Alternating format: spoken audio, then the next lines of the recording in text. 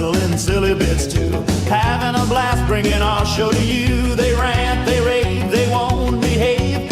Wrestling fans, come out your cave. It's time to BS and misbehave. Talking wrestling, time to go. Ring the bell and start the show. Talking wrestling, time to go. Ring the bell and start the show.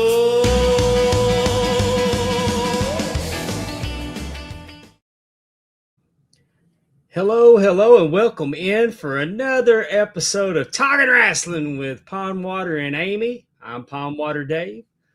I'm Amy. There you go. You have to introduce her tonight. We're just going to jump right into it. That's right. How you feeling? We're going to talk about my favorite wrestler tonight, Amy. I'm excited. I know. I went to the closet, got my David Von Erich t-shirt. I like it. Looks good. Yeah. The Yellow Rose. Feeling better? I know. Well, much better. Good. Yeah. I crashed last night. I apologize to everybody. We advertised last night. We wanted to do this on what was the 42nd anniversary of David's death yesterday. I got attacked by migraines, and I mean, it was bad. Mm-hmm. I mean, I had a hard time driving back. I had a hard time driving home. Oh no. But everybody knows I'm not physically able to throw up, but I can go through the motions. And it was one of those migraines that brought on nausea. Oh, ugh, it was bad.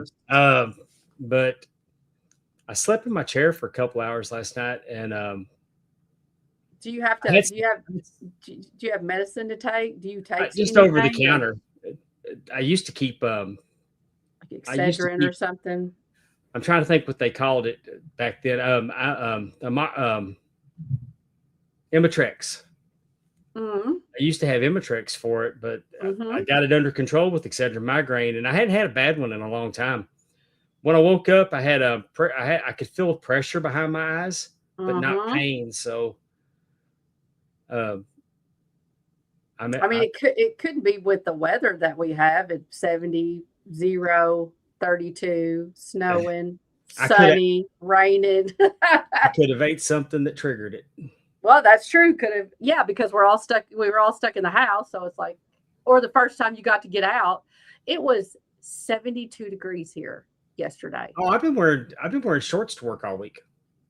I mean, is that not the craziest thing? Like, we were literally out of school for the last week of January because the roads were so bad. They didn't want anybody getting out. Now you got to remember, I'm from Kentucky, so we don't deal with snow here. So everybody just stay home. I know up Allison Faye, who lives up north, as you know, she had the exact same thing I did, basically. And, it was business as usual for her. Yeah. Up north, it's way different down here in the South. We just don't do that right.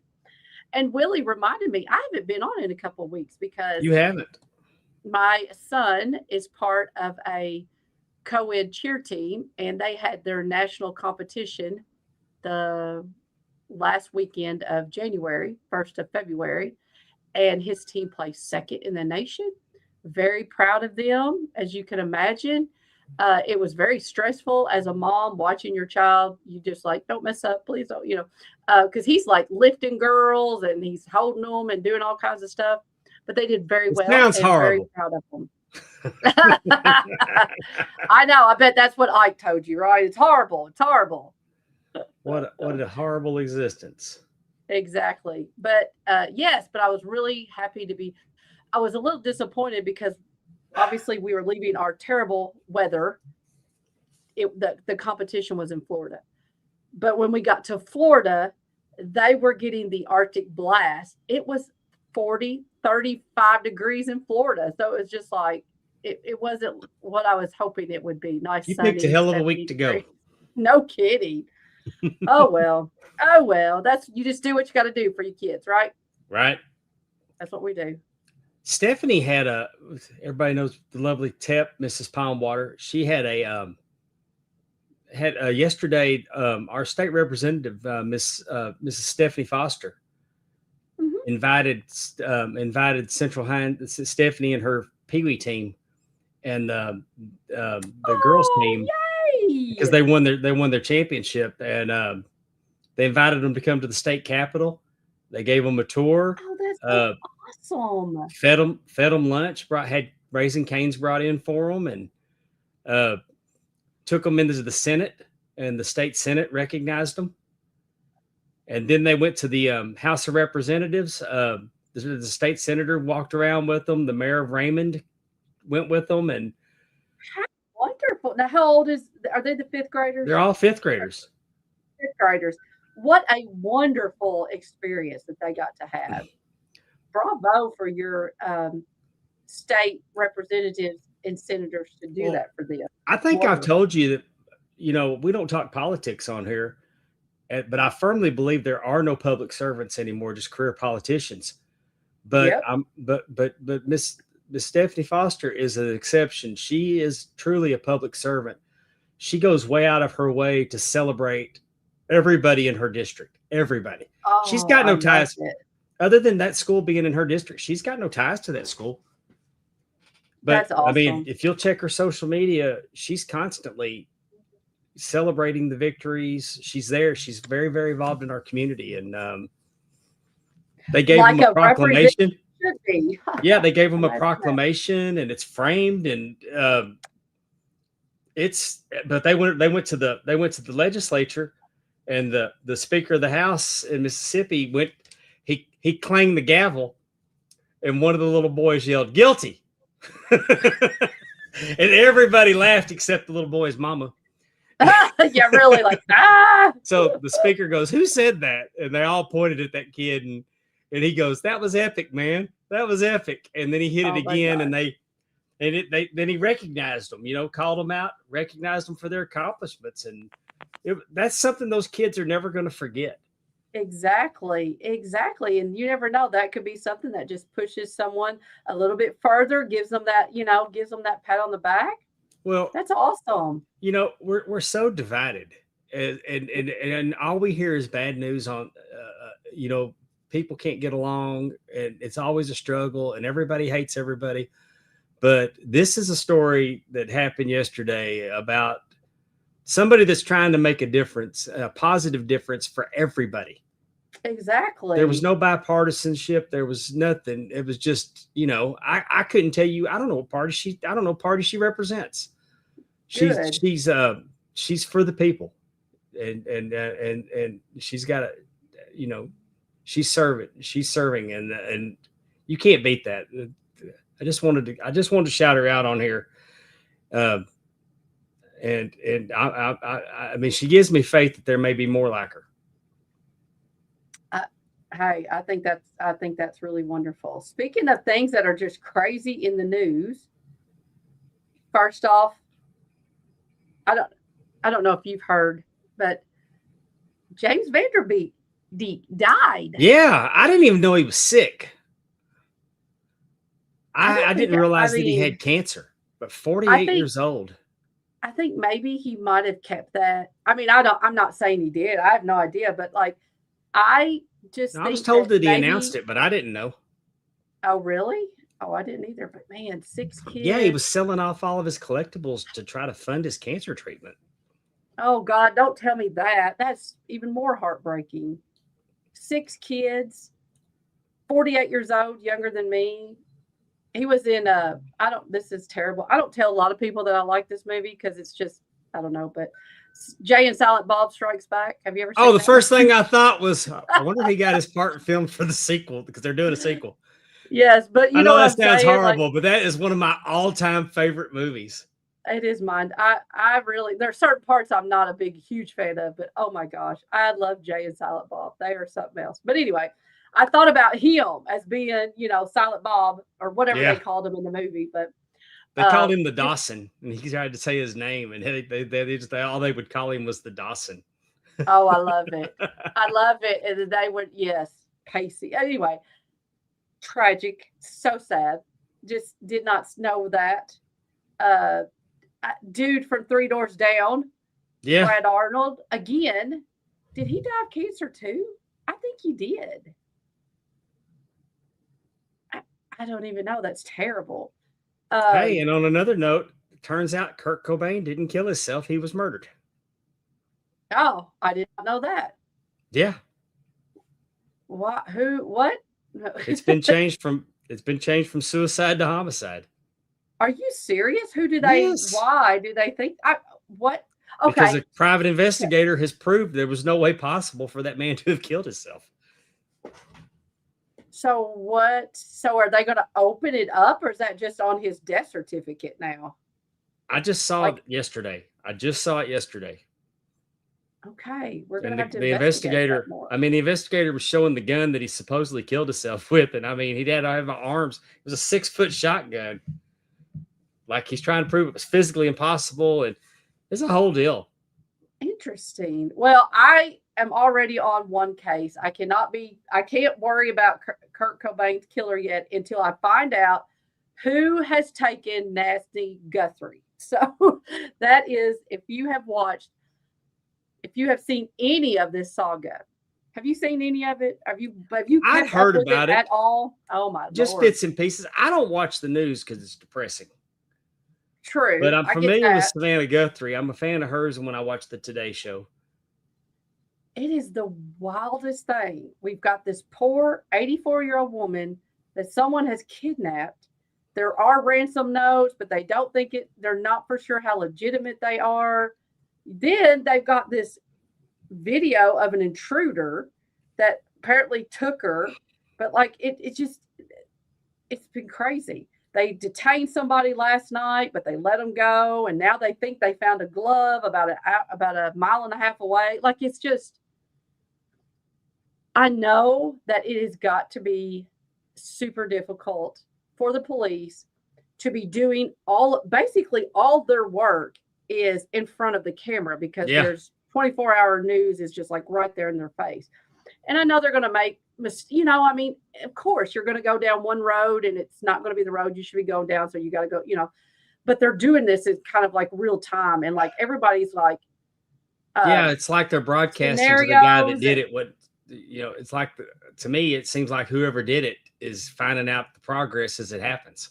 Well, or just and everybody has their own thoughts and they're questioning and like, why does this? And of course, I would assume, which I think it's a very good assumption, the police is not just telling us everything they know. I'm sure there's definitely things that they're not releasing, things that they're working on and stuff. But, you just have all these questions, but it is just. Well, sometimes they release false information. So if they get a tip that points out that, no, that's not what happened, then they know that's a legitimate tip. Right. Or because even when I got shot, the Crime Stoppers video put some things in there to catch, because they try to weed out who's just trying to tell them anything to try to get a reward. Right. They did Crime Stoppers for that. I guess they never found. Yeah, they made me look really bad. It looked like my girlfriend showed up at closing time. They made the girl that came at closing time look like my girlfriend. Oh, well, they never did find him, did they? No. Isn't that wild? Mm. But you're what right. A depressing episode of Talking Wrestling today. No, yeah, really. Well, I mean, now we're going to talk about a great wrestler, but I don't think there's a real happy ending to the story. Hey, I will say our friend Kevin got to come home. Yeah. Davenport. He is home on his farm, and we're really, really happy for him to be able to be home. And I know Pondwater and I, we just keep thinking about you, Kevin, and we're praying for you and your family and friends and everyone that loves you. And I'm very happy. I hope that being home it's that little bit of healing, that you just can't get anywhere else. And so I really, really am thinking of you, and we'll keep praying for you. So I just wanted to drop that little. That's uplifting. That's uplifting. But let's talk about David, not Pondwater. Well, but the other great David from the state of Texas. We're gonna. He didn't say I said you were great. You just let it go. Oh, I knew you were talking about David Von Erich.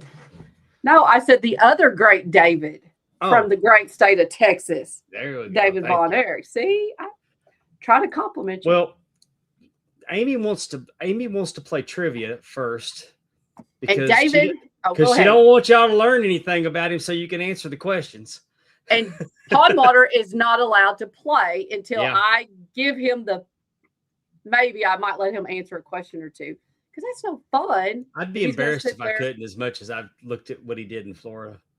Well, I mean, I was like, I could have made some really good questions. Like, give me the time limit, the amount of time spent in the ring on, March 20th, 1982. That sounds like you. Arena. I did not, but I could have. I thought about All it. right. No. All right, let's. It's time for Amy's trivia. Can you hang? How big's your brain? It's time to play.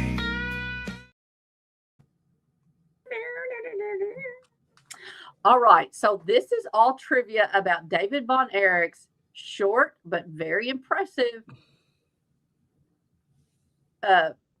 run in Florida. On what date did David Von Erich initially debut as a heel in championship wrestling from Florida? We have January 15th, 1981, December 26th, 1981, March 10th, 1982, or was it July 4th, 1980? Do you have a guess, Pondwater? I know the answer. As a matter of fact. No, not yet. We want to let our audience mull about it, I'm just think telling about you it. that was. I guess that. Don't say nothing, because that could be another question. Okay. Well, I mean, you're talking about his debut. He debuted before the answer to this question. As a heel. The answer is as a heel. Well, his first time in was against Tim Horner, and I think Tim Horner was a babyface. No, I don't know. I wasn't there. But for the purposes of this, we're going to assume that Tim Horner was not That a was babyface. a dark match. That was a dark match. I don't know what that was. Okay. I don't know what that was. Willie Thornbrew's riding with us. Sam popped in to say hi. He's going to go eat and come back. Willie Buck's here. What's up, Willie Buck? Hello. We got our two Willies. We need somebody to answer this trivia question. Just throw a date. Throw an A, B, C, or D up there. January 15th, 1981. December 26th, 1981. March 10th, 1982. Or July 4th, 1980. And I can't help it, Deej. You might be there, so you might have secret information about Tim Horner and his wrestling, but I'm just saying this is what I got from my research. Okay, cool. But I know the answer. Nobody's answering, so I will go ahead and tell you that it's December 26th, 1981. That is correct. It is December 26th, 1981. Very good. Very good. Makes sense after Christmas. Those are always big shows, right? Did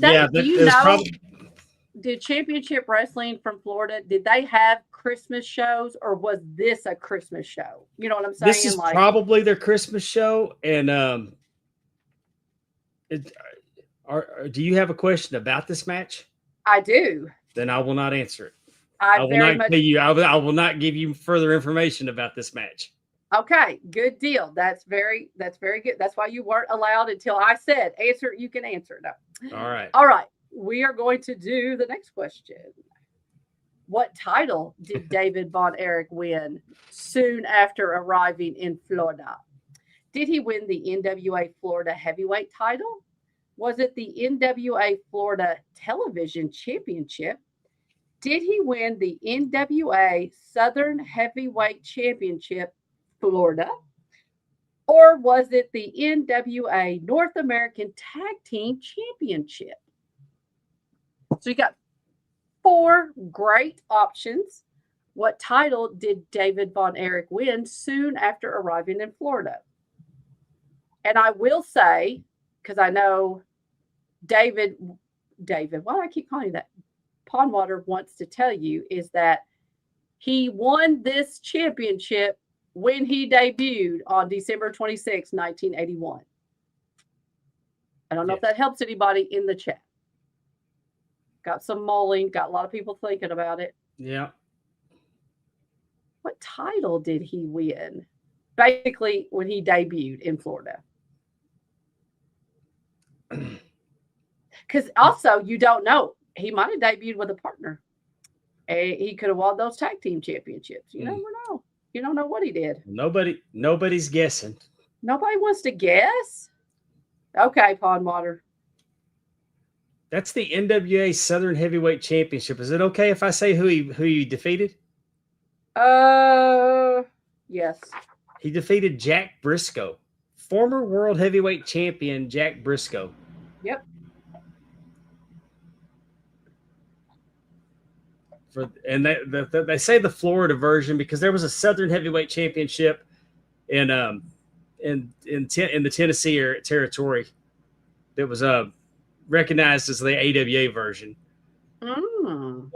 The one in the AWA Southern Championship was a 7-plate belt. The NWA version looked just like it, but it was a 5-plate version. There's your little belt trivia there. Okay, a little extra bonus trivia.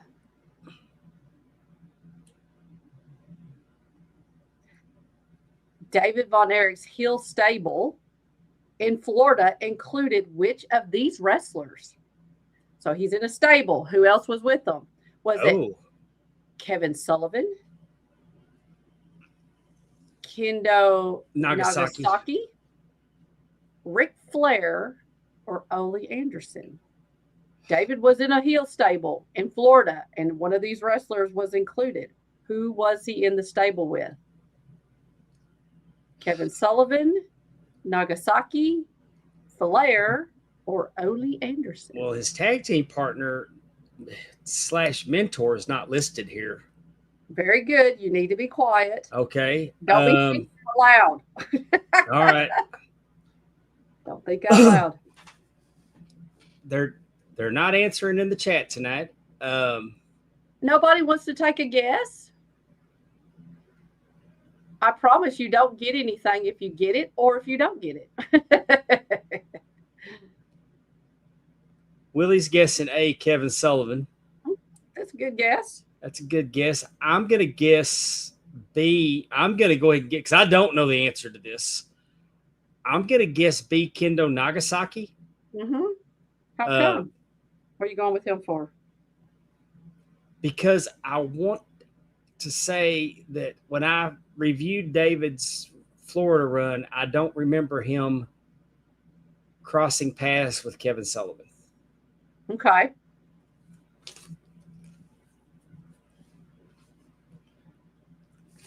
And I would say that your logic is correct. It was Nagasaki. All right. Do you want to tell us who else was in that group? Can you name anybody else in that group? I can't. Oh, was Pac-Sun there? Nope. It was Jimmy Garvin.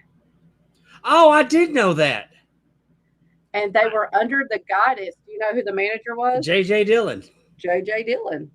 Yeah, because I've got it on my notes when we get to that part of it was nothing of note, and they actually lost the match. But the fact that David tag teamed with JJ, he tag teamed with JJ and Jimmy Garvin, and I think that it wasn't too long after David came back from Florida that Jimmy Garvin showed up. So that's where exactly that's how it all cool, though. how all that tapestry comes together. I've got some fun factoids sprinkled in, so. I cannot wait. I cannot wait. There's Allison Faye. Hey, sweetie. We were talking about you earlier about how you're northern. Can I sum it up? Yes. When it snows, you can handle yourself, and when it snows in Kentucky, Amy cannot. They tell us to stay home, stay put, don't go nowhere. All right, next. All right. Which of the following was not a Florida opponent David faced during his heel run? Was it Barry Windham, Mr. Wrestling 2, Sweet Brown Sugar, or the Fabulous Freebird? Y'all are going to have to guess at this one. Who did he I can't not answer this one. face? Yes. Looks like T-Weave's rolling with us. Hello. The TNA Top 10. But yes, which of the following is not Terry's a Florida guessing. opponent? Allison went with C, Sweet Brown Sugar, who was a friend of mine in the later years of his life. Skip Young. But T-Weave nailed it with the Fabulous Freebirds. I will say I do. It is Sweet Brown Sugar. That is a good name. I had Target. Don't be rubbing it in that you have a Target that can send you stuff. That must be nice. I have to drive to mine. No kidding. It is the Fabulous Freebirds. Very, very good. Yeah, David actually beat Barry Windham on television. Well, you know, Well, he beat. We'll Yeah. get into it in a little bit, but let's go to the next question because I think we'll get. I think we're going to be getting into it whenever we. Okay.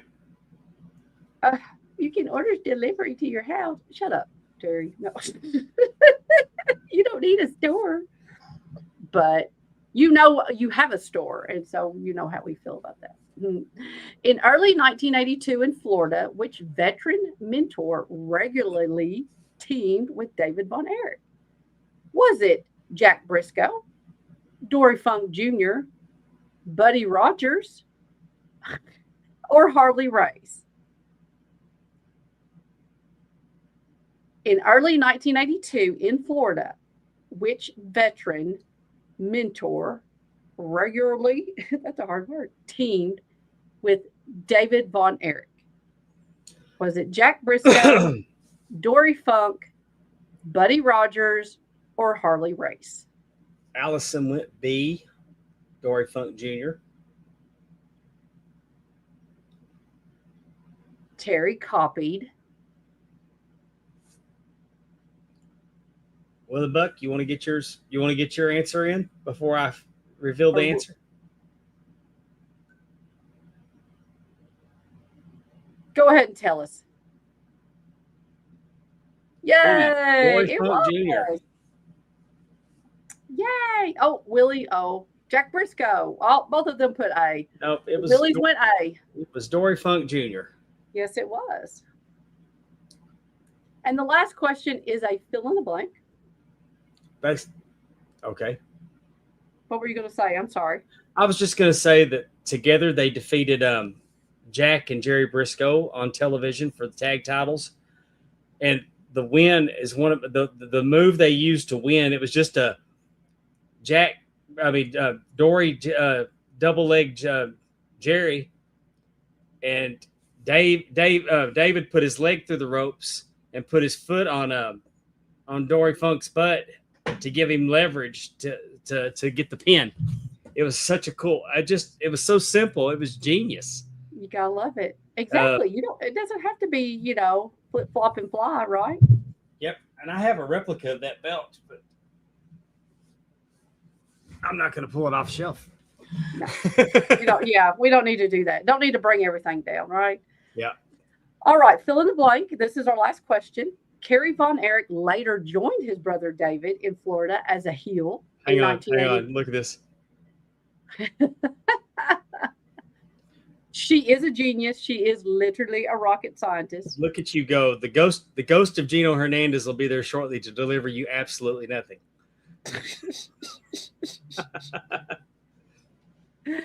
But Kerry Von Erich later joined his brother David in Florida as a heel in 1982, portraying a blank along with David's loudmouth, spoiled brat character.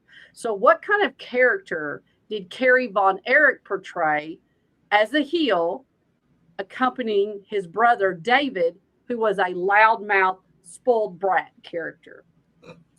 Yeah, if you can find this on YouTube, you'll realize that Kerry Von Erich had no business being a heel. He was absolutely horrible as a heel because he was too nice. I think it is. I know some people like being a heel, but I don't He think tried. And I don't think I'd like being a heel. are you trying to Personally. ask, did he knock somebody's character off? No, like I'm asking for like an adjective of like what that character was. Like David was the loudmouth old brat. What did Carrie portray? Like what was he acting like he was?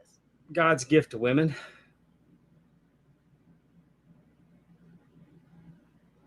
He was trying to be Ric Flair. Oh, okay. He, Well, I mean, it struck me as he was trying to do a Ric Flair promo, and it was horrible. okay. Allison saying goody two shoes. But he was a heel. Carrie came, believe it or not, Carrie came to Florida to be a heel along with David. Yeah. He brought Fritz in, and Fritz was actually the president of the National Wrestling Alliance At that time. because Go ahead, David. I'm sorry. because he was getting a title shot, and it was a whole thing. He came in self-absorbed, muscle man, Okay. big muscles, vain, self-absorbed. So, ladies' man, kind of like you said, I'm God's gift to women, kind of thing. But he had the muscles to go. Yeah, I mean, all I can say about Kerry as a heel is that he was an incredible baby face. Yeah, yeah. But they were on there, and they had their roach clips stuck to their hair, and it was just What they had their what? roach clip. I got pictures. I When have we get no it, idea. What is that? What are you talking about? I'll I'm being point very it out serious. when I get to the Okay. picture. Okay, I mean I got to put my glasses on so I can see it. Well, you'll see it. It's just a clip that they call it roach clips. I guess everybody used to use them to hold their joint, but it had a feather on it. Oh, okay, okay. They I call know them what you're roach talking. clips. Okay. Did you know this little bit of trivia about Forrest Gump?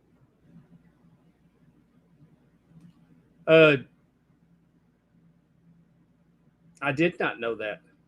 That's pretty cool. He was a pro wrestler. That's interesting. And they did he win a lot? Well, anyway, I'll ask later. Oh, I'm sure it was like everything else in the movie that I mean, basically Forrest Gump's whole journey was him falling face down into a pile of crap and coming up smelling like a rose. Yes, exactly. So that's the reason why I was like, was he like a heavyweight champion? Just made more sense. If like He was must the have been a dunce. winner. The dunce. He wrestled the turd. Was it? Did they? Okay, that's interesting. Did you make that up, or because I didn't know that when I when I drew my correlation? Oh wow,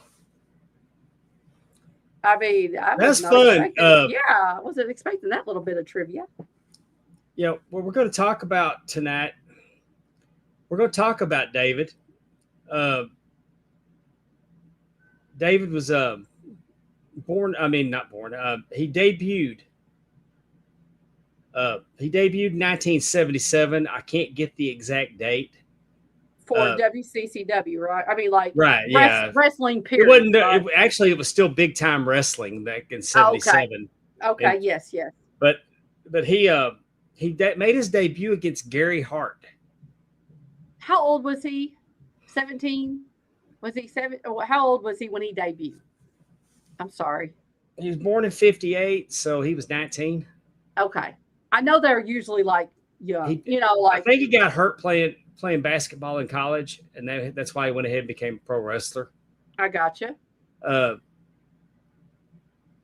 Anyway, he made his debut against Gary Hart. Gary Hart helped train him.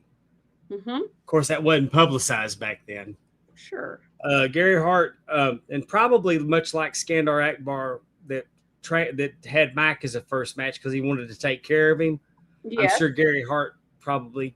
Plus, over the next, after David made his debut, he was going to be tag teaming a lot against Gary Hart and Big John Studd and everybody that was in Gary Hart's stable. Mhm. David was tag teaming with Fritz. He was tag teaming with Sweet Brown Sugar, Skip Young. And he was tag teaming with Superfly Jimmy Snuka. Oh, okay. So he spent a lot of the first month tag teaming. So I put his debut, of course, as the number one because I'm trying to just find 10, the 10 highlights from his career. Okay. So he's in a lot of tag matches. Another thing I noticed about him is that he was losing to Killer Carl Krupp a lot, to the point where I was thinking that until he got a little older, that Killer Carl Krupp wouldn't put him over. That's not Killer Carl Cox, right? That's a different person. Killer Carl Krupp. Yeah. Yes, but they're two different people. Yeah. Killer Carl Krupp was he was a German villain. Okay. And I actually only saw him wrestle one time. They brought him in on Saturday Night Wrestling. They were having a big show, and Iceman King Parsons defeated him for the European Heavyweight Championship. Was he older? Because Fritz. He was older, yeah. Killer Carl Krupp was older at that point. Okay. Because Fritz also did the German Nazi kind of. I say he was older. So. He's probably in his 40s, and he looked like he was 65. But he was sure. He was definitely older. An older generation, I guess. Yeah, those guys they looked old, a lot older than they were back then. Number two. Let's see. The number two on the list, I got Harley Race. David brushes up to Harley Race. Is that Harley in the headlock? That's Harley in the headlock there. And that is on Wrestling from the Chase. Okay.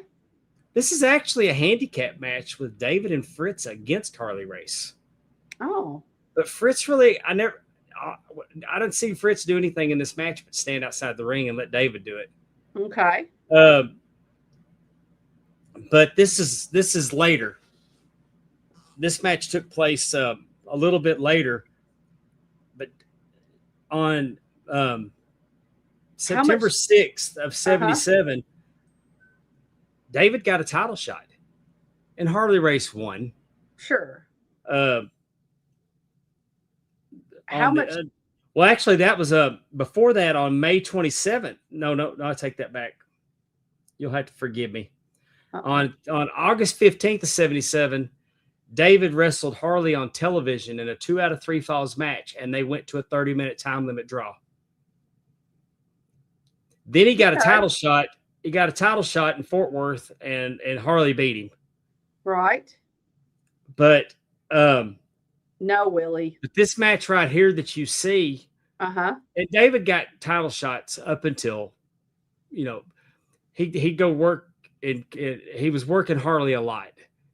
Well, I guess Harley Race really liked him because on May 27th of 79, in this match, Harley Race goes to do a diving headbutt on David off the ropes, and David puts his hand up and gets the claw on Harley, and Harley bleeds like a stuck pig, and David Von Erich beat Harley Race on television in St. Louis on Wrestling at the Kill. And now, how long after that did he win the Missouri title? David didn't win the Missouri title until late 1983. Okay, because I was going to say, what? I thought he did. Okay. No, all the Von Erich boys won the Missouri championship. And that was supposed to be a stepping stone, right? Yes. For the, we're going to get there. Yes, I know. I'm just trying to. No, you're fine. It's not like trivia. We can jump all around. That's what we do on here. Like right now, Willie Buck's saying that it's Burt Reynolds' birthday. He's died, right? He's passed away. He's dead. I thought so. Well, I hope he's celebrating. But Burt Reynolds is my all-time favorite actor. Really? Yes. Cannonball Run. I think I knew that. Smokey and the Bandit, which is the greatest movie ever made. Yes. Robert Wells pointing out that David held up his hand covered with Harley's blood. That's my referee. That's my referee buddy that I work with at Bayou. Yes, I bet that he's from Dallas too, so he know. Okay. I'm not gonna say he's old, but he's one of my peers. So he remembers. You know, I bet that was quite the spectacle on TV to see David and with the claw and Harley bleeding all over the place. And I hey, bet I'm that just going was to something say, else. and David hadn't beefed up and filled out at this point. He was Right. still, I mean, you're looking at him there. He's kind of skinny. Right. I Right. I think that tells me that Harley Race thought an awful lot of Fritz and thought an awful lot of David Right. because he lost the Missouri title to Kerry by disqualification. Mm. The disqualification rule, the stipulation was if Race got disqualified, he'd lose the belt. Right. And in an interview, he said, I have to put him over every time I go to Texas. I damn sure wasn't going to do it in my hometown. So, okay. Harley had gotten a little spicy. but, so crossing paths, I think that really put David working with Harley Race. Mm-hmm. I think that contributed to the style.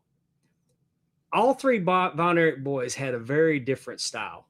Mm-hmm. David was more like his father, more like a fight, in a bar fight. I want David. Mm-hmm. Kevin was a scrapper, really agile, and Kerry was a Greek. I mean, built like a, he had charisma, muscles. Right. All three of them are distinctly different. But I'm just saying that Harley. I think that getting on Harley Race, working with him as much as he did, could do nothing but make David a much better wrestler. And it legitimized him. Gives him a lot. Sure. I mean, gives him legitimacy right off the bat. Can't imagine, like I said, what that must have looked like on television to all those fans in St. Louis. And also at this time, David's working in Georgia. Okay. He actually beat Randy Savage in the Omni, and he was doing some time limit draws with Randy Savage.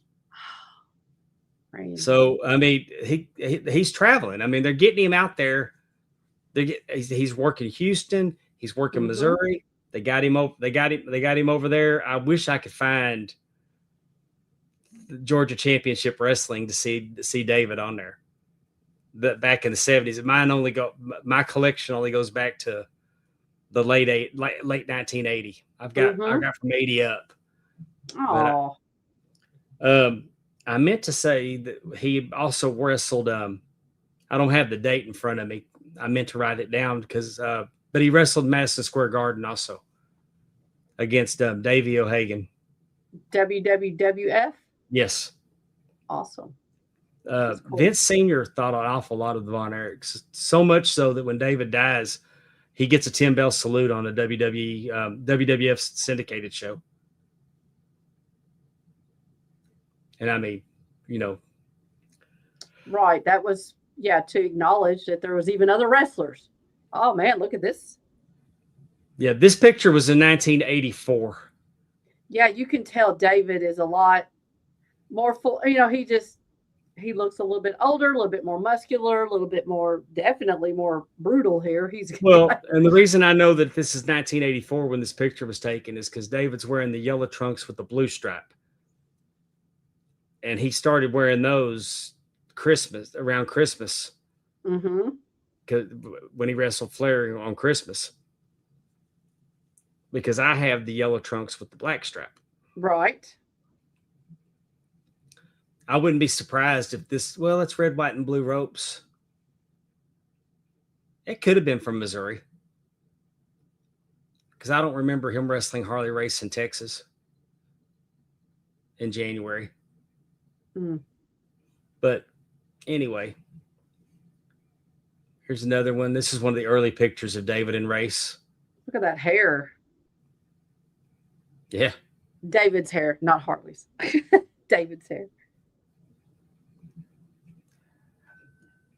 The next one is tag teaming with his brother Kevin, and they became the Texas Tag Team Champions by defeating Killer Brooks and I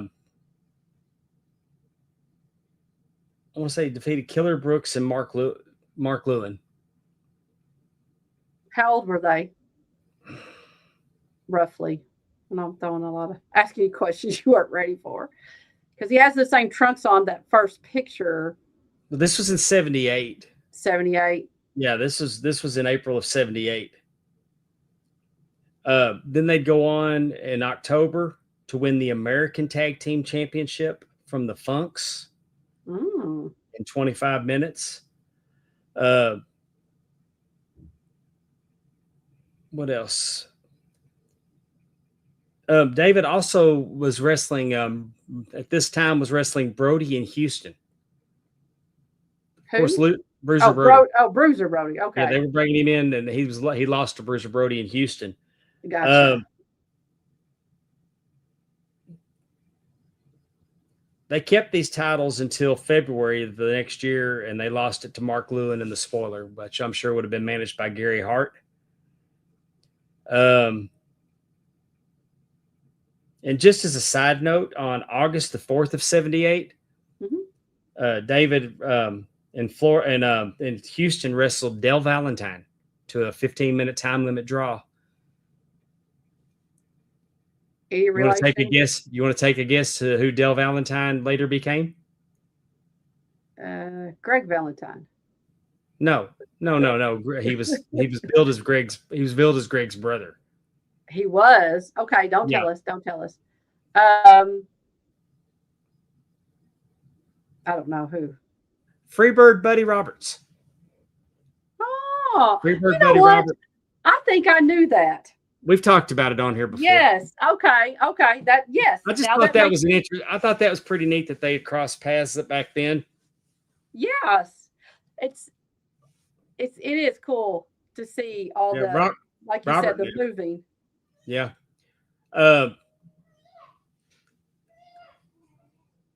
This is a picture from Japan. I was mentioning that Kevin and David tagged. They went over to Japan. They won the All Asian Championship while they were over there. There's a picture of them and Ricky Steamboat. Yeah. But they won the All Asian tags. And I always loved how Japan would bring trophies out like when Flair won the belt back from Kerry, they had that big trophy with the big globe. And there's just the way that the Japanese people presented pro wrestling, and still do to some extent. I mean, it just was pretty cool. The pomp and circumstance it makes it bigger, I think. It's or makes it more prestigious or more bigger, I guess is the right word. I guess I was thinking just they won they won them in Cork and Hall on May 23rd, and then they lost them on June 11th. So they won them at the beginning of the tour. They dropped them on their way out. Sure. I'm not going to butcher up those names.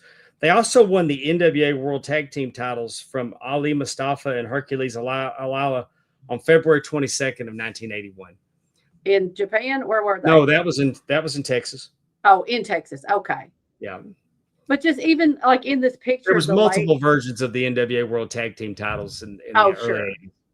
But I like how even in this picture, you talking about the presentation from the Japanese. There's the lady. She's got the flowers. Like you said, the winner. Like it's a big do. So it's very interesting.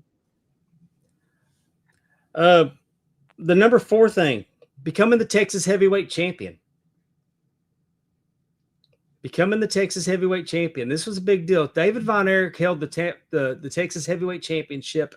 At the time, it was a record when he died 8 times. And until 2009? Nope. Until Kevin Northcutt won it on the 9th for the 9th time, that record stood. So it stood from 1984 until 2009. The referee for that match in 2009 was none other than yours truly. Really? Mm-hmm. I was madder than hell. I would say, why would Kevin Northcutt beat Spoiler 2000? Yeah.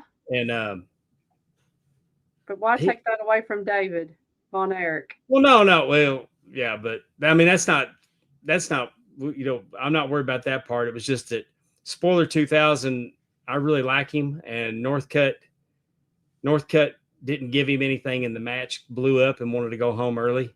So he got his shit in, didn't let Spoiler get his shit in, and it made me mad. I bet. And I say that on here, not giving a shit if it gets back to Northcutt, because that's what happened.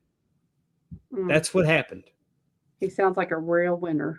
Well, in the record books, it says he is. And to take that record away from the Texas Heavyweight Championship is back. It's recognized in the NWA under Billy Corgan, and then maybe, Does someone have it now? Is someone holding it? Izzy James. A female? Or is that a male? It's a male? He's a male. Yeah. Izzy James. Okay. Sorry. He used to wrestle as Gregory James, but I've been refereeing for him for 17 years. Incredible talent. Incredibly talented young man. But David winning the Texas Championship, you want to take a wild guess at who he beat for his first Texas Heavyweight Championship? Dory Funk Jr. Nope. Somebody you would never expect to take the pin at the Sportatorium.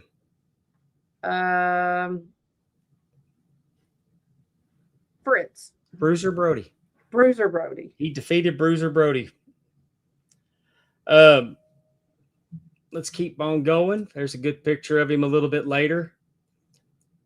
I love this version of the Texas Championship, but you never saw this belt at the Sportatorium. After 82, when I started going, this belt would show up at Fort Worth. But at Texas, in Dallas, they would use one of them that looked like the world-class American Championship or one of the tag belts. Yeah. That different style of belt they use that for everything. And it just always struck me that belt, David, and the rumor is that David's buried with that belt. That is kind of weird. Like, wonder why. Yeah, I never understood why he would have that in Fort Worth, and it would be on TV in Fort Worth, but in Dallas, I never saw that belt in Dallas. Interesting. I did not know that. So you think he's buried with it? Makes sense if he was. We call this style of belt a Molkovic. Nikita Molchovic. I know I'm bruised. I'm butchering that up. I mean, the tag belts were that way.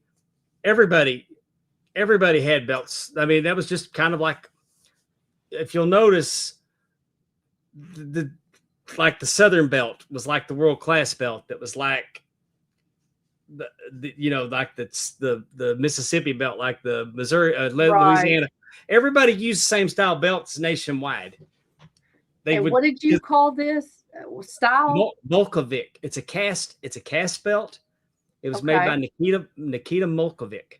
So that's his name. Okay. Yeah, and so and he had, he casted those belts. Sure. Like the Rock and Roll Express, the Midnight Express's NWA World Tag Team belts.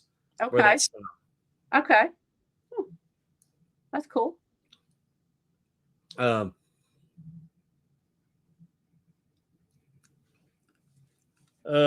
number five, one of his highlights would have been David and Kevin starting to go to Japan, which we covered in the tag teaming. They became very, very huge. I mean, Von Erichs were an attraction in Japan. They had great success over there.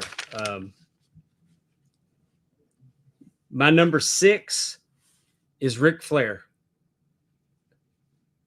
Ric Flair on November 20th of 1980. Ric Flair beat David Von Erich 2-1 in 33 minutes and 10 seconds in the Kiel Auditorium.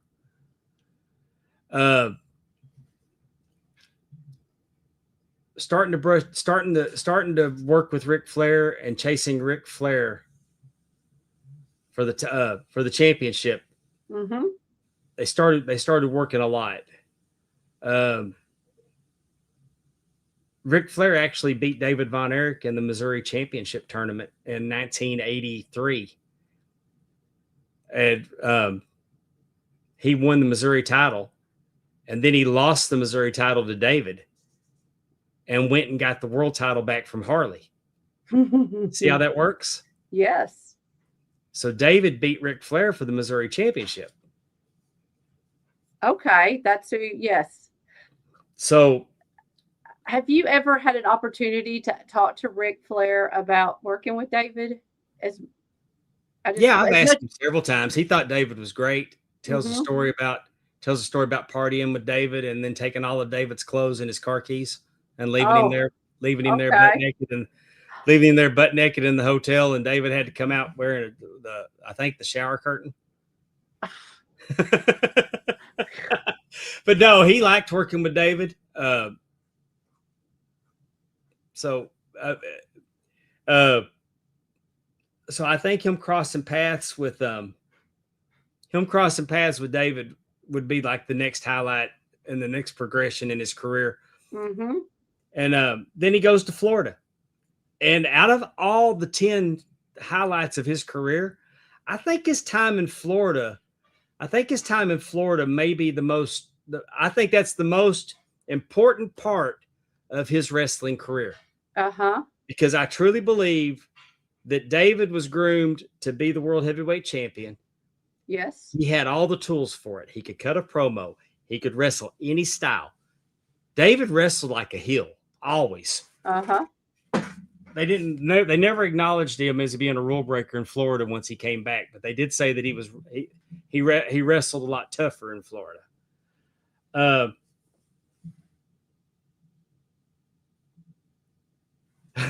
Andrew says Japanese fans take that shit more seriously than Fritz.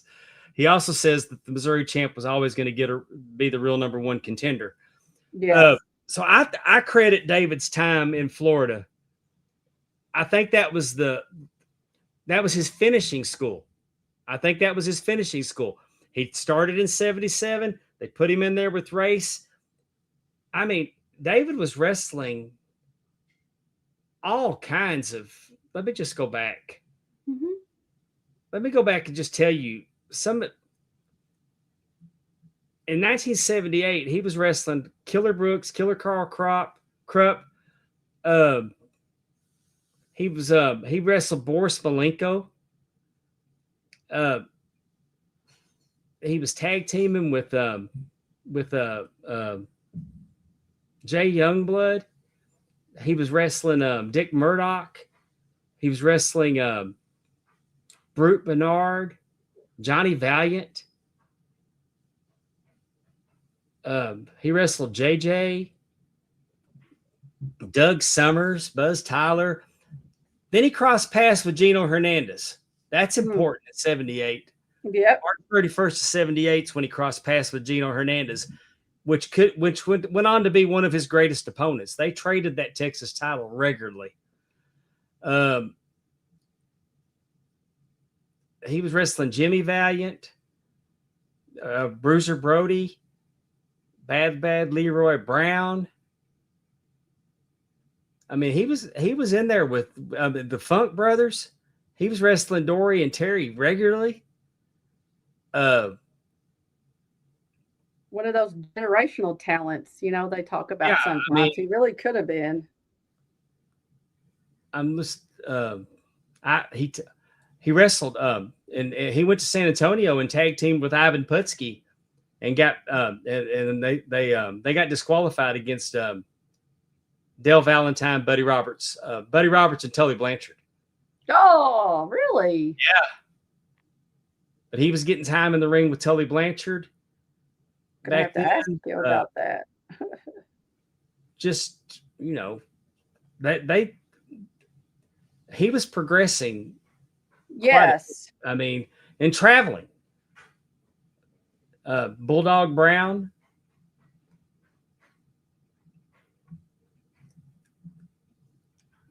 Who was Bulldog Brown? I didn't. Where was he? Brown was big in the Midwest.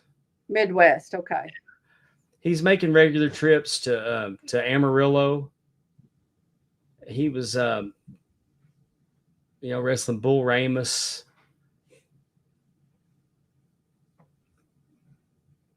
I'm trying to find his Florida time to give you just some ideas of who he was wrestling once he got to Florida. We know from trivia that on 12/26 of 1981, He defeated Jack Briscoe for the Southern title. Him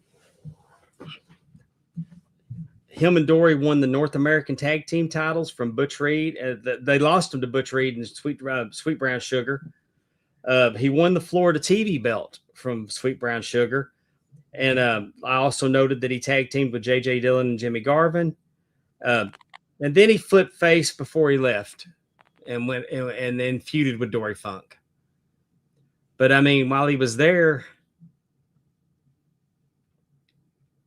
he was wrestling. Where's Florida? He was wrestling Coco Samoa, Jack Briscoe. He was wrestling Dusty Rhodes, Barry Windham, Mike Graham. He wrestled Mike Graham, Mr. Wrestling 2, Eric Embry, Ron Ritchie, both the Briscoe brothers, Mike Graham, Butch Reed, Sweet Brown Sugar, El Gran Apollo, Who? Buzz Tyler.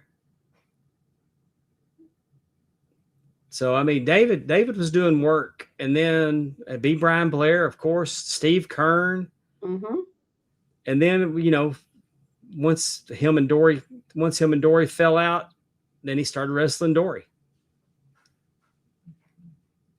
He lost a Texas death match to Butch Reed In Florida? He's wrestling Jerry Lawler in Florida. Really? I'm trying to find where he wrapped up.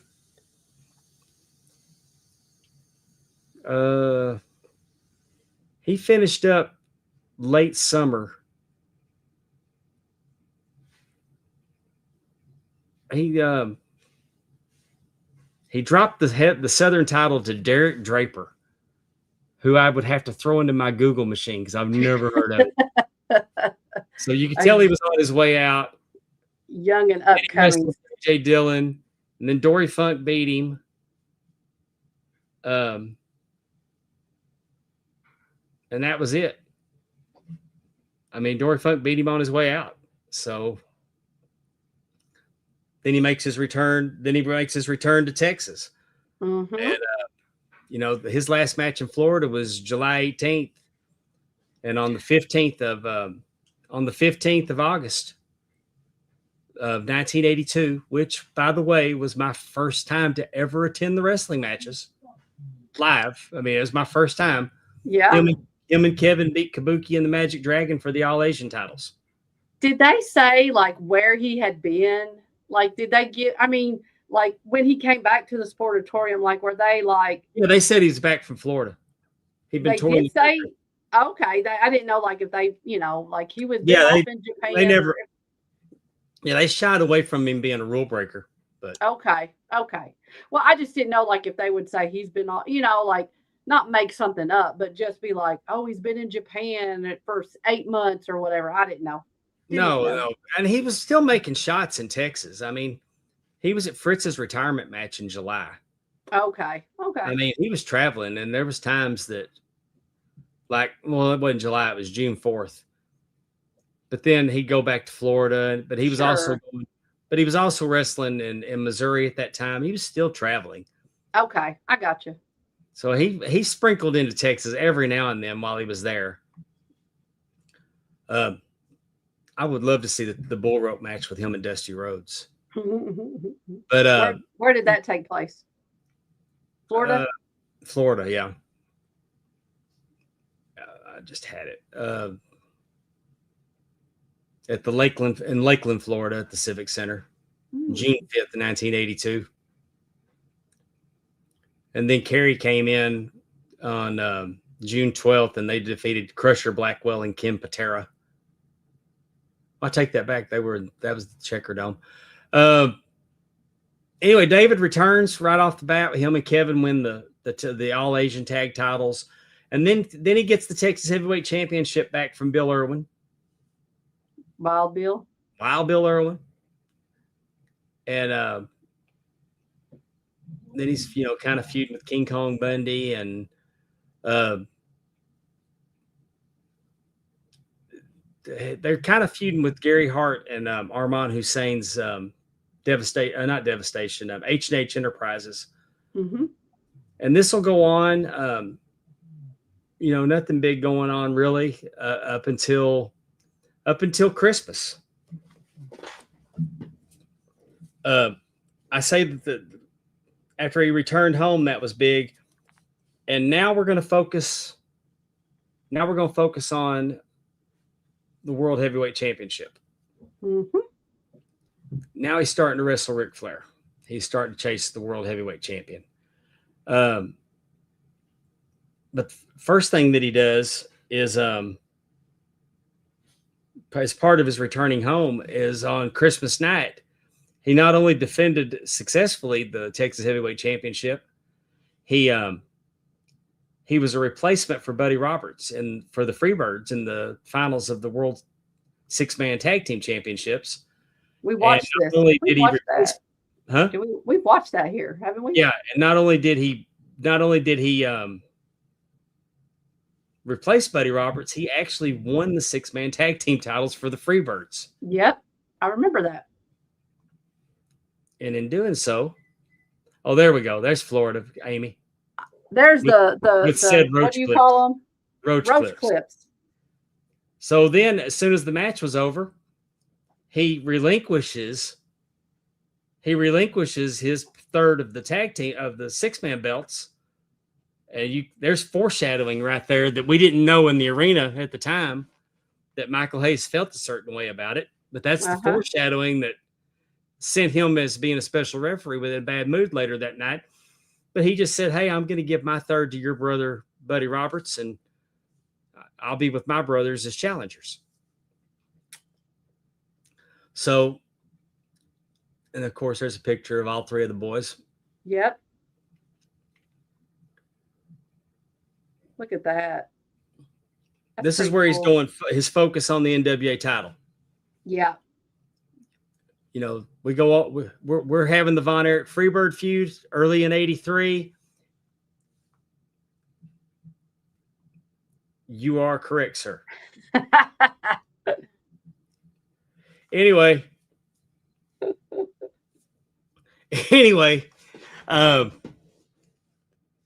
we got the Von Erich Freebird feud going full blast. He's wrestling Freebirds. He's also lost the Texas title to Jimmy Garvin, and they're feuding over that. The belt's being held up constantly because of the interference. And so that feud's going on most of the year. And after the Harley Race regains the championship, David goes down to check on Kevin because Kevin's hurt. And Harley Race just sticks his foot through the ropes and kicks David in the head. And David jumps in the ring and beats Harley's ass. And now David's focused on, I'm going to be the World Heavyweight Champion, and he's coming for Harley Race. And that from May for the rest of the summer, he's mixing his time in Texas, but he's also in Florida. In Missouri. And Harley Race winning the world title vacated the Missouri title. Like I said, they had a tournament, and Ric Flair defeated David in the finals. And can I say, go back to that picture? When in the 70s, 80s, when these people are, when you have your photographers around the stage or, around the ring, like they're clicking, like it's not like now where you can sit there and just hold it and you get good pictures. Or they're probably still winding them. Exactly. One of the 100 that you took is fabulous. Like this is such a great shot that they wouldn't even known they got until they got back to the dark room and developed their film. Oh, 100%. That's a great point, Amy. We don't think about that anymore. No, I just think what an amazing shot. And it just how lucky he was, whoever this photographer is, got it. Because, again, you just didn't know until you got to the dark room. And David used the high knee. David used the high knee a lot. But David was focusing on that. Then Rick regains the title, and David wrestles Rick on Christmas night of 1983. Rick keeps trying to get himself disqualified. Mm-hmm. David Manning's not having it. He's refusing to disqualify him. Mm-hmm. And Rick's angry because David Manning won't disqualify him. Right. So finally, he reaches out and he grabs the hammer that rings the bell and he pops David in the head with it. And Manning has no choice but to disqualify him. And, it's so intentional that that's what the champion did. Mm-hmm. So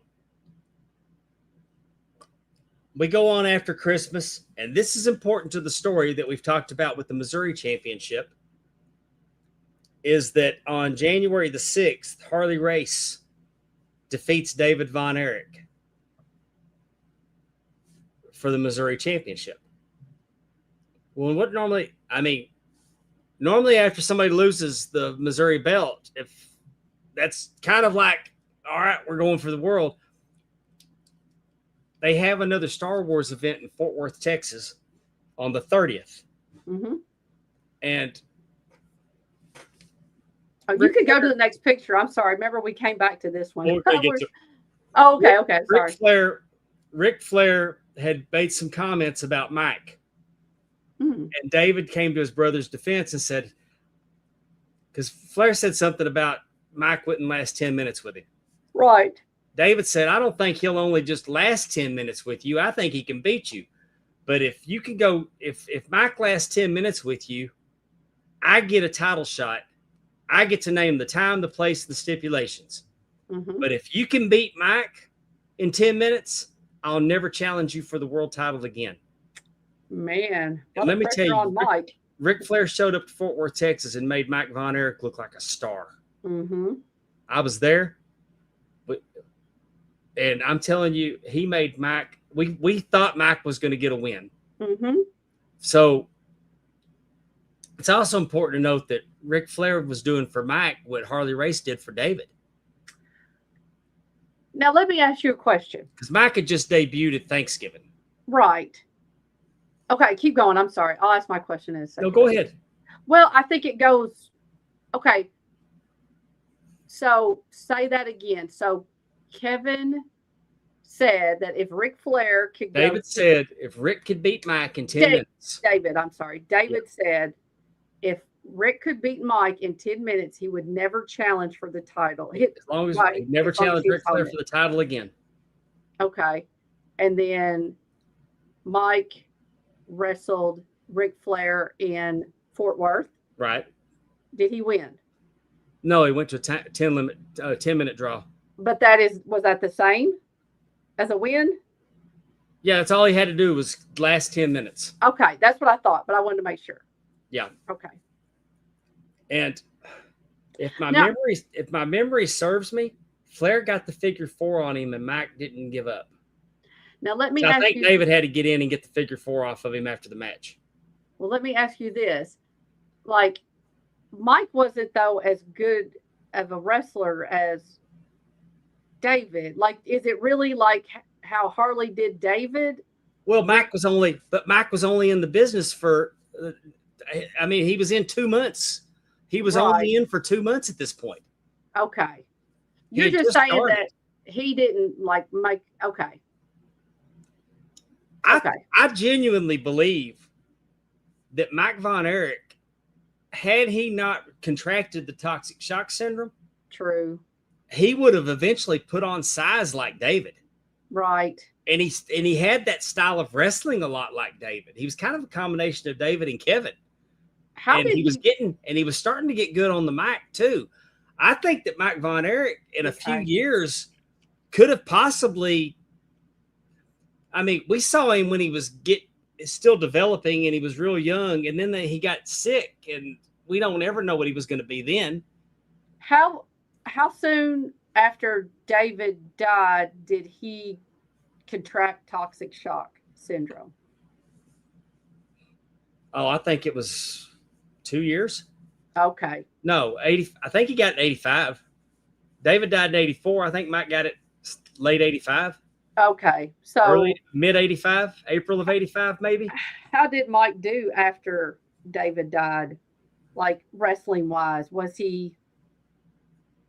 I guess was He got a crash course in wrestling. He was the third Von Erich brother, and they were pushing him pretty hard. Do you think did they push him? Okay. I guess I'm just trying to. I don't know what. I guess I'm trying to think of like. We don't talk a lot about Mike. I do understand that's probably because of his unfortunate, contraction of the TSS that really derailed him. But I just wondered, was he kind of on that trajectory? He was, like after David died, was he more not really wanting to wrestle? I mean, No. his brother died. I just didn't know. No, I think Cord Akbar, he didn't want to wrestle anyway. Right. That's right. He didn't really. No, I mean, he stepped up and he got better. Right. Mike got better. But you're right. I remember that now. It wasn't. He was a musician. He wanted to be a musician. But no, throughout '84, he got better. Right. Okay. It's very possible it happened, and I'm not aware of it. But did the Von Erich boys ever venture to Portland? Willie, I didn't see Portland. I can't imagine that they didn't go up and work for Don Owens though, because a lot of the Portland guys came to Dallas. And our friend TJ Stevens has actually the Portland Wrestling Library. I'll get that answer for you. I'll go through the Von Erich's cage match to see if I can find that they ever appeared up there. And then maybe. I mean, Kerry may have. Yeah. Well, I don't know if WWE was going to Portland back then. Matt Bourne. When they went national, I know that they for some reason they weren't going to Portland. Took a while. It's a good question. I can't imagine that at some point, because I mean, I know that they would wrestle for the Rock's grandmother. Yeah, on their way to Japan. On the way, yeah, to and from Japan or something. But so they were in that. I mean, they were towards the west. Right. It's a good question. I'll try to find out for you, because now I'm kind of curious too. Never go to Cow Palace? Do you think? Do you think they ever did anything like out there? I don't know. Interesting. Yeah. To know if they worked the West Coast. I don't know if they ever worked for AWA. You would think that with Fritz being a former AWA champion, of course, Fritz was an NWA member, so he may not have been sharing them with the AWA. I mean, the boys only went to work Madison Square Garden. Kevin and David went up and worked Madison Square Garden for Vince Sr., but he was a member of the NWA. Was Don Owens a member of the NWA? Yeah. He was? Okay. For how long? In the 80s, you think? Okay. Yeah. I didn't think he was. Anyway. But I don't know. So on January 30th, David gets his stipulations. We got Flair where we want him. We've lost the Missouri title. We got Flair where we want him. So now we're going to find out. And it wasn't named. I mean, I think the stipulation was good. I think he did say the stipulation was going to be if you get disqualified, the championship changes hands. Right. So do you think this is... Or it could have been a no disqualification situation. Do you think that the wrestling Mike, was that probably something Fritz had something to do with? Like making that a stipulation, like you have to wrestle Mike to get the title shot? It was not uncommon to have those kind of stipulations in all the territories. It's just a recycled angle. But I mean, for it to be Mike and, because he was the youngest kind of thing. You know what I mean? Yeah, they were. And garnish some. Flair was shining up Mike. Right. Okay. Without having to put him over. But he shined him up and they went 10 minutes. I mean, you're 2 months in and you're going 10 minutes with the world heavyweight champion. Right. Right. Okay. So then, on February the 3rd, just 4 days later, David Von Erich wrestles Terry Gordy at the Sportatorium. And the NWA ordered Michael Hayes, who had just won the All-Asian title, the NWA United National, but they called it the All-Asian Championship. ordered Michael Hayes to defend the title against David Von Erich. The And David NWA Von did? Erich, Is that what you said? The NWA said to do that? yeah, Okay. they ordered Michael Hayes to defend the championship. Okay. So is that something they normally would do, or was this an angle? actually, David was scheduled to wrestle Buddy Roberts that night. No, Kevin was scheduled to wrestle Buddy Roberts that night, and Kevin was hurt or something. Okay. So David filled in for him, and then Terry Gordy came out and said that that's not what Buddy signed up for, and he jumped in and took over for. So it was David and Terry Gordy. Okay. But the reason they did it is David was leaving to go on a tour of Japan. Right. So David was getting the belt from Michael Hayes to take it back over to Japan. I gotcha. Makes If sense. I was a betting man, I would say that David probably wasn't leaving Japan with that belt. He probably would have done his tour and dropped it at the end, or, depending on if he had another tour scheduled. Okay. That makes sense. I think Michael Hayes, somebody won it and dropped it to Hayes. Hayes brought it to Texas and dropped it to David. And David took it back. David took it back to Japan. I got you. Yeah. See how that works? Yes. I like it. But so David hits the ropes, and comes off the ropes with the iron claw and beats Michael Hayes in the middle of the ring with the iron claw in his last match at the Sportatorium. I was in attendance that night. The Texas State Athletic Commissioner had invited me to come as his guest. Mm-hmm. He said, "Come on down, I'll get you in." So that night, I got to go in the same door the wrestlers come in the front of the Sportatorium. I didn't get to go in the locker room, but there's like a hallway going from the door to the door that goes out into the Sportatorium. Right. I was standing there waiting for the commissioner to take me out there. David Von Erich comes walking in with a bottle of wild turkey. Wild turkey. He had a bottle of wild turkey, but he spoke to me and I got to shake his hand. Awesome. I mean, just in passing, we didn't talk. I got to shake his hand, and my seat sucked that night. That was not the ticket that I was accustomed to getting, but it was free. Yeah, I was gonna say but it was free, and Ric Flair was there. Mm-hmm. Not Ric Flair.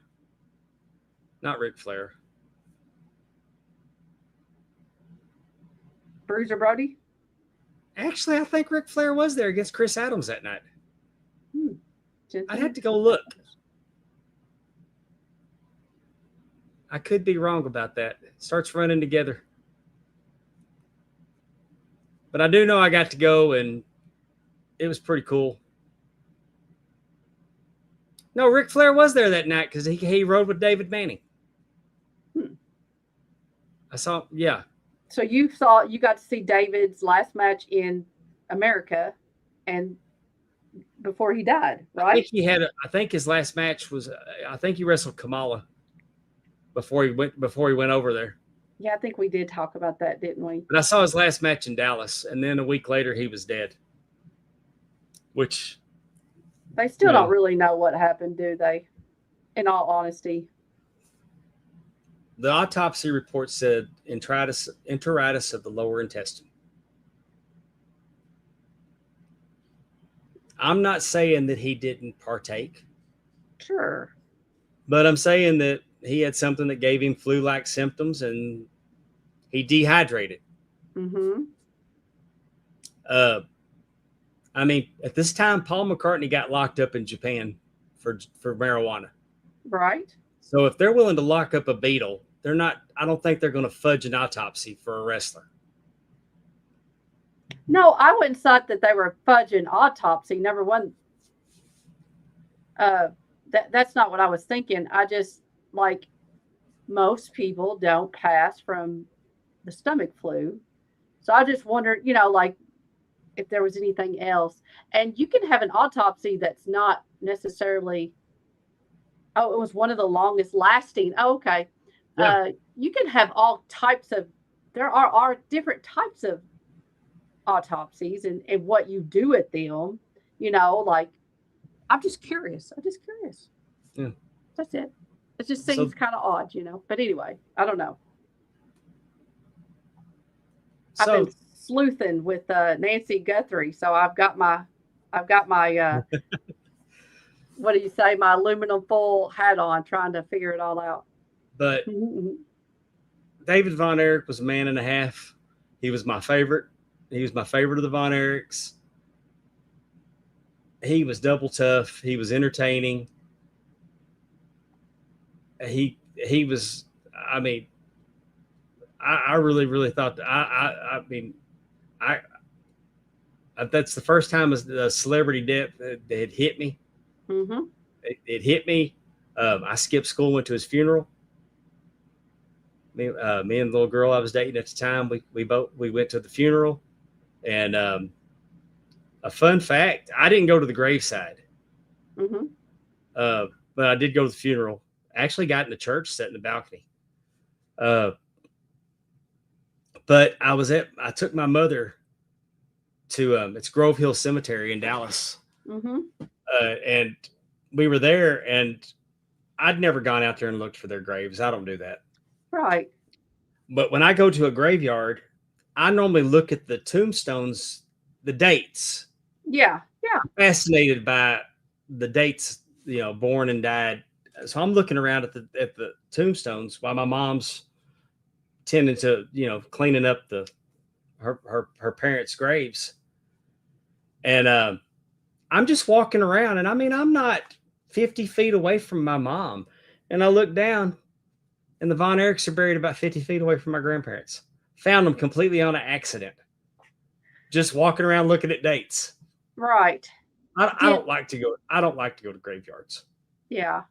Did he have okay, when I think of a funeral, or when we have up here, I guess, when someone passes away, we have visitation, and then you have the funeral, right? So visitation is when you go and pay your respects. Did they do that for him? Did they have a if visitation? They did, it was not open to the public.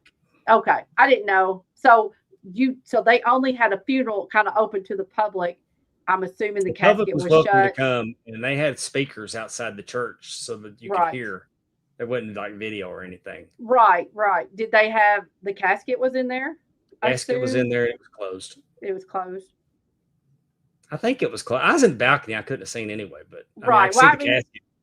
I think most of the time at the funeral part anyway. But we didn't get to normally at a funeral, closed. Everybody gets to walk down and pay their respects to the family and then look at the body one last time. And and they didn't do that. Right. Well, yeah, they'd still be there at this point, right? I mean, I can imagine. And plus two, I mean, he had a young child, right? He had a young child, didn't he? Yeah, he had I think he had one child die of SIDS. Yes, with his first. Yeah, he had one child die of SIDS. But and he has a daughter. That's what I thought. So I mean, there's son. I mean, this was the first death of. Well, not really, because I already had a son pass away, but. But I never knew about his daughter that died of SIDS until years and years and years later. Sure, I'm sure that would. Yeah, I mean, just another unfortunate tragedy for this poor family. Yeah, to have to deal with. Tim says his grandparents were there too. Yep, that's pretty cool. Anyway, I'm also like that. I do like going to. I don't mind going to graveyards. I do also like to look at the years because at where we are, we have our graveyard's very old. And so and we have some Civil War battlefield kind of things around. Oh yeah. Kind of small.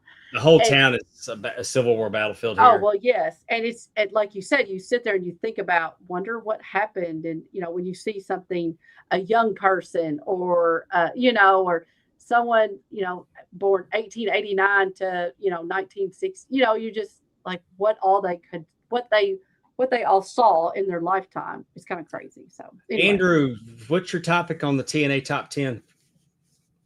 What's the upcoming topic?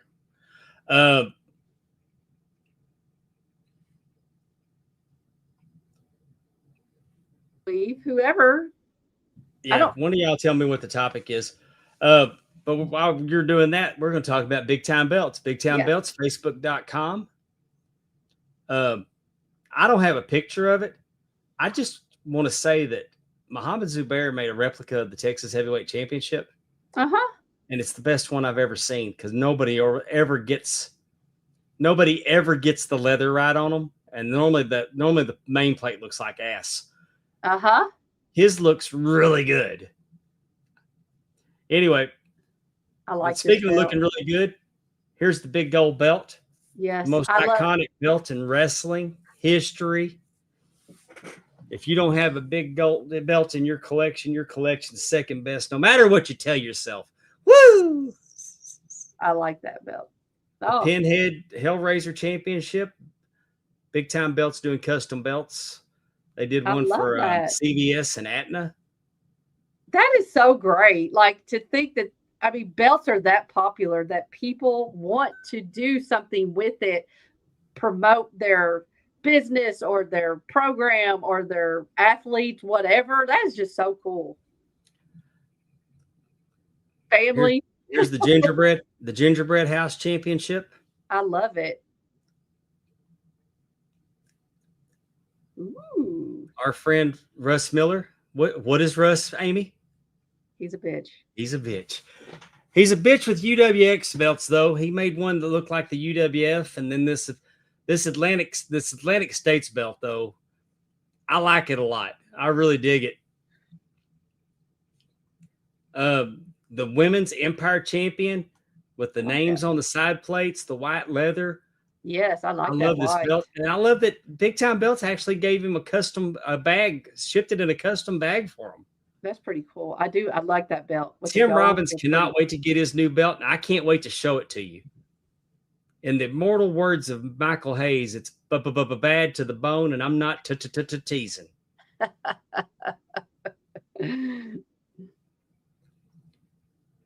10 pounds of silver greater than the big gold, and I will die on that hill. Ooh.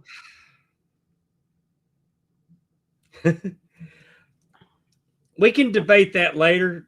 I'm not saying that. I'm saying when you look at a belt that was used longer and who had the most iconic champions hold it. I mean, for me, the 10 pounds of gold is the Yoda of my collection. Yeah. But the big gold is what the big gold is. And one of your trivia questions can be, who's one of the few active referees that ever held it in a match situation in the 2000s? And that would be me. Because I had it at ringside at Rick's match. There's Billy Gullett. Hey, yeah. Billy Gullett with his custom Louisiana belt. Billy's got his belt addiction cranked up with Big Time Belts. Big Time Belts, Facebook.com. High quality, low prices. I'm telling you, you can get you a wrestling belt of high quality for under $300 shipped. Mm-hmm. Under $300 shipped will get you a belt. Under $400 shipped will get you even a better belt. I mean, the sky's the limit. If you can dream it, he can make it. I can't wait till next week to show you Tim Robinson's belts. Yay! There's a lot. Anyway, join the group on Facebook. We can get you taken care of. Big Time Belts. Thank y'all for constantly supporting our podcast. Now let's do some plugs. Drunken Pop. They hit play every now and then, but it's if you like pop culture, they got you covered. They recently did December of 1995. It was a pretty fun episode of TJ, Dollar Dave, Timmy C. They're making it happen with Drunken Pop. Mm-hmm. The TNA Top 10, which I affectionately refer to as the best show on our network. It's appointment television when they come on Sunday nights. I was very disappointed that they did not go head-to-head against Super Bowl this week. That would have been the third halftime show you could have been watching, right? No. Anyway, this week they're going to continue their music theme and with Pixar songs from Pixar movies. Love it. I love the songs. How about you? You see the polls posted? Vote on them. The more that you vote on them, the better the content is on the show. They're going to talk about baseball. They're going to talk about college football. Andrew hates Matt Rule. He'll let you know. Yes, he will. I think we should debate one of these days. Does he hate Matt Rule as much as I hate LSU? Anyway, I don't know. Andrew's hate can go deep, so I'm just saying. Terry said we skipped officially because Cyrus played in Tennessee Sunday, not the Super Bowl. Yes, they did. Then you are forgiven. Andrew said we're not competing against Bad Bunny.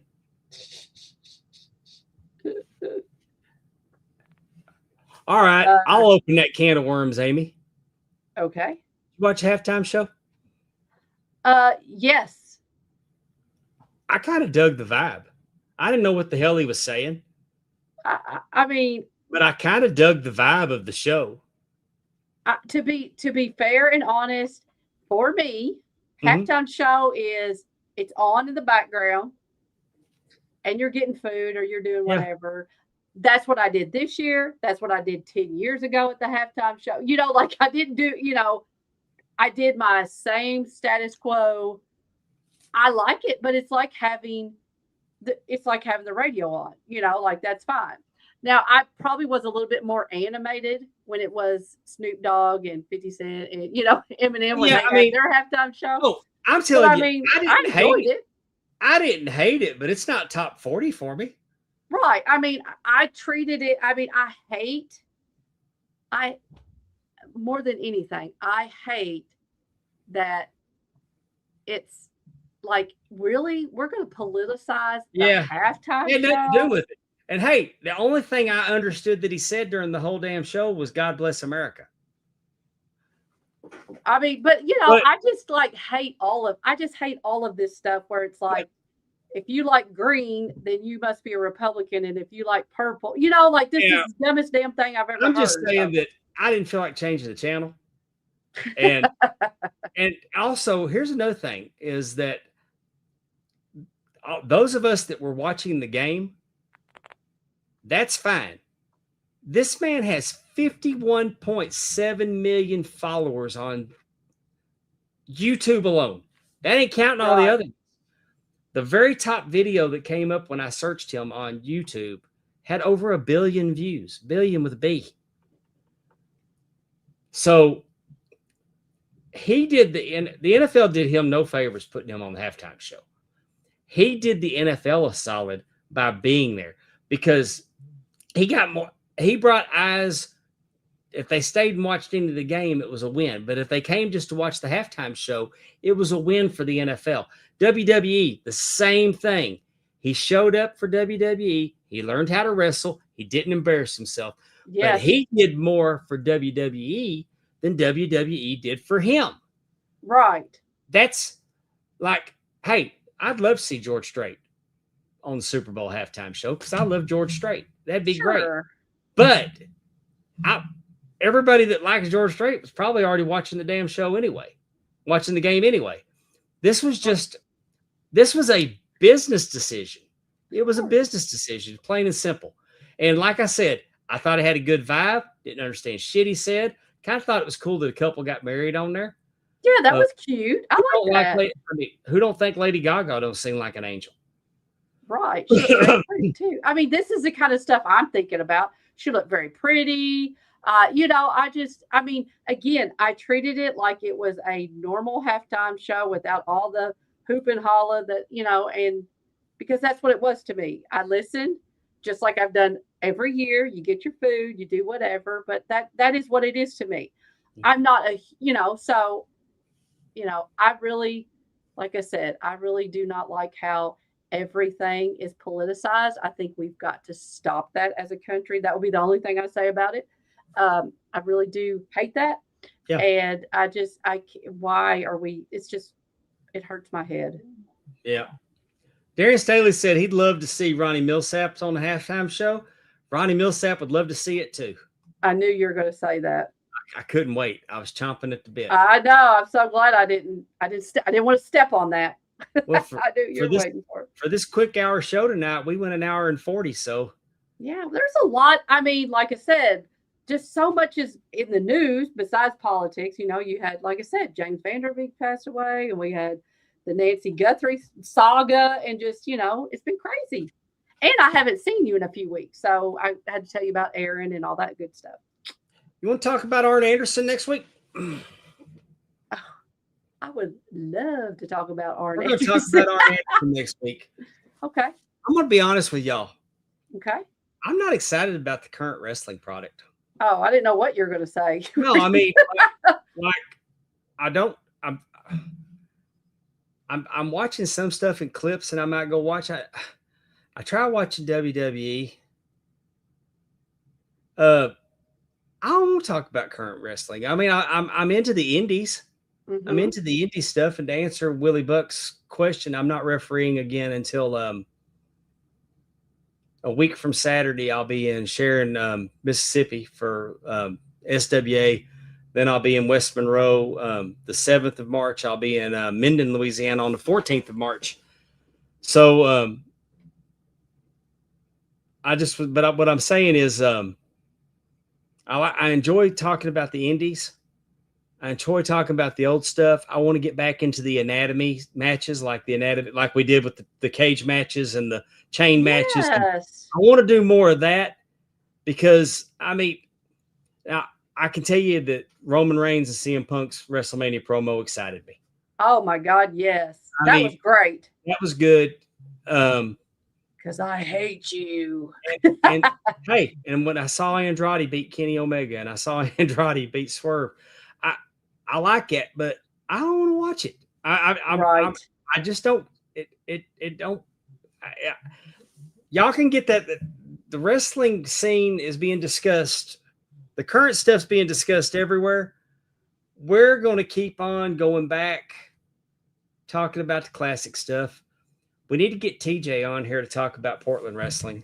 Yes, we do. Because he's got that whole library. We can use it. So, I have to find when he's off. That's what the direction is going to be. So we talk about all my favorites, but we've been doing this show for 3 years, and I don't think we've ever talked about Arn other than announcing him as that she's the first lady of the Arn Anderson fan club.